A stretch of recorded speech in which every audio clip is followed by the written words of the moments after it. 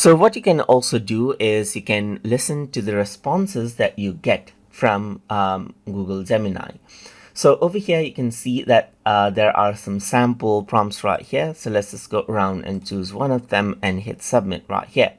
And then you can see that I get a brainstorm list of a team bonding activity for summer wet retreat right here, just like this.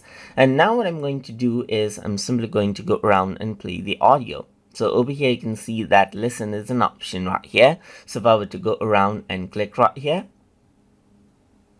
Active and competitive. Classic Games Tournament. Organize a round-robin competition of classic games like Frisbee, badminton, or volleyball. Water games. And that is what you have, as you can hear. So whatever prompt there is, you can simply go around and make it read aloud so that you can simply hear it out right there.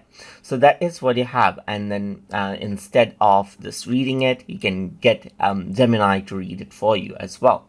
So that is how you can listen to responses in Google Gemini. So I hope you guys learned something as always. And as always, please like, comment, share, and subscribe.